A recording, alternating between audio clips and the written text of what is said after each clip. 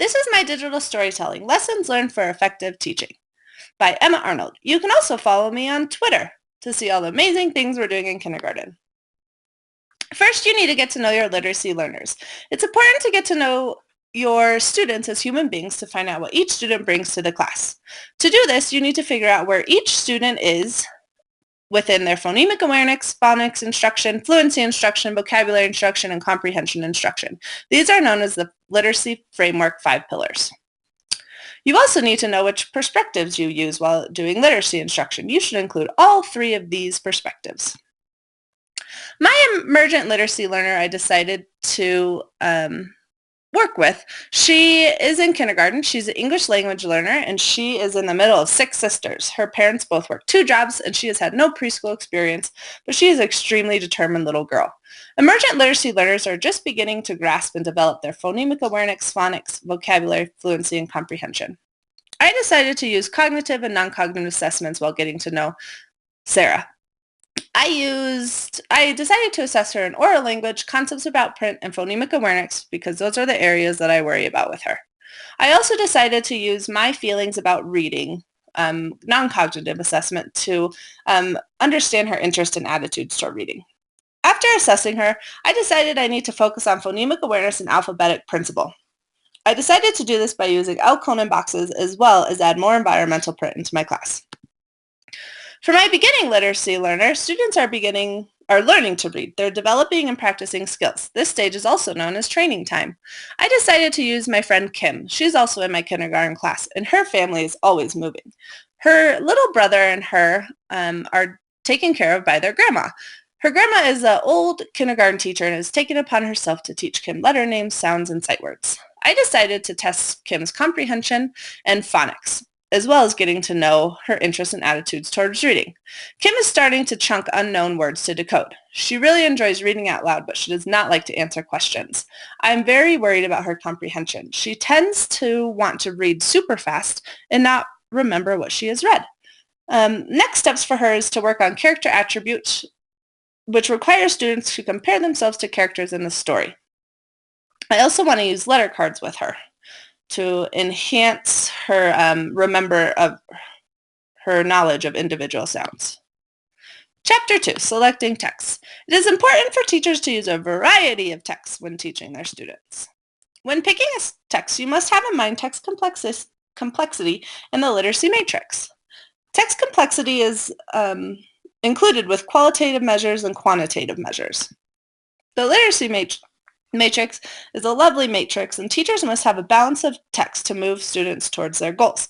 There's narrative, informational text, linguistic, and semiotic, also easy and hard.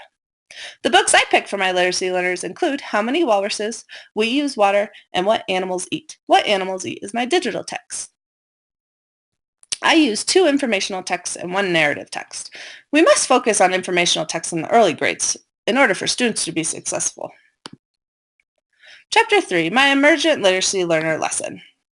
When creating lessons, you must assess students' cognitive and non-cognitive abilities in order to build an effective lesson. My lesson objectives was that students will make predictions of the ending, students will retell the story, students will write an opinion, and students will point to sight words. First, we discussed what a walrus was. I was a little afraid that some kids in my group did not know what a walrus was, so I pulled up walruses on my iPad. Then we did a picture walk, but we did not look at the ends. We made predictions using Google Drawings. Students used their iPads to draw what they thought would happen at the end of the story. Next, students read the book while pointing to words. Then we discussed what happened in the story. Last, the students examined the walrus's facial expressions and then wrote what they thought the walrus was thinking throughout the book. They then blogged about their opinion. This lesson focused on areas where Sarah needed extra support, which was in oral language, recognizing differences in letters and words, decoding, and confidence. At the beginning of this book, she was a little bit hesitant to read, but once she got the pattern of the story, she flew through the book. We used making predictions because making predictions activates students' prior knowledge. I also allowed the kids to sit there and discuss, which helped with Sarah's oral language. We also had to use comprehension strategies to figure out what was happening to the ice and why. The book supported oral language, phonemic awareness, and concepts of print. I decided I needed to give her more difficult books to read because she relies on me a lot. My beginning literacy lesson learner. This book was a digital book. Students got to read this on their iPads. Ebooks are an innovative way to motivate students to create excitement about reading. I focused this lesson on comprehension, phonics, as well as response to text. The lesson objectives were students will demonstrate understanding of the text by completing a graphic organizer. Students will decode unknown words using chunking. Students will retell the story, and students will read using prosody. In this story, I asked students what they knew about animals and what they ate. We created a web together, and I was shocked at how much knowledge these students had about what animals eat. Then we did a picture walk as they described what they saw the animals eating. They flipped through their iPads. They had so much fun doing this. Then they read the book and I told them to reflect on if they knew if the animals ate any other foods. Then they filled out the graphic organizer on all the animals and what they learned. Students wrote one sentence about their favorite animal and what they ate. Then they posted this to their blogs. For an extension activity, I allowed them to make their own books on different animals and what they ate. They had so much fun researching. About this lesson. Kim needs extra support in comprehension and blending words. This book was perfect for that.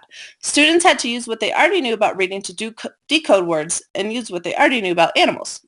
Students completed a graphic organizer. I decided to use this because it is a very important strategy to support informational text comprehension. The book was at their instructional level, but it still required them to do a lot of work. My next steps for her is to work on fluency, as well as segmenting and blending sounds together as well. I need to pick in more informational text with nonfiction text features. I'm also going to try the strategy of a cut-up sentence with the main idea of the story. I feel this will help with Kim's comprehension. Reflection. Similarities between emergent and beginning learners. They still need a lot of teacher support. They need practice with reading strategy. They need a variety of texts. They need to grow within each of the 5 pillars. They need modeling, and they still need read-alouds. Emergent readers, they're just beginning to figure out reading. They point to the words as you read. They can do word sorts. When they're writing, it's more invented spelling, might just be scribbles, which is perfectly fine. They're starting to match letters between sounds. They're developing language, and picture sorts can help. For beginning reading, they're word-by-word reading. They point to the words. They can segment and blend phonics and phonemic awareness, see patterns in words, and they are in the developmental writing stage. Insights. A teacher must model for students how to read books along with all the strategies such as inferencing, making connections, and summarizing. This is something I forget at the beginning of kindergarten. Sometimes I feel that students are all at the same place, and I sometimes forget to show kids how to point to the words when you read and how books work. So that is something that I've put in the back of my mind for next school year to make sure I start from the very beginning. Students come to school with all different stages of development in reading, writing, listening, and speaking. Analyzing. I'm more aware of my students and where they are in their development as readers and writers. I have used many assessments and new strategies to improve my instruction with my students.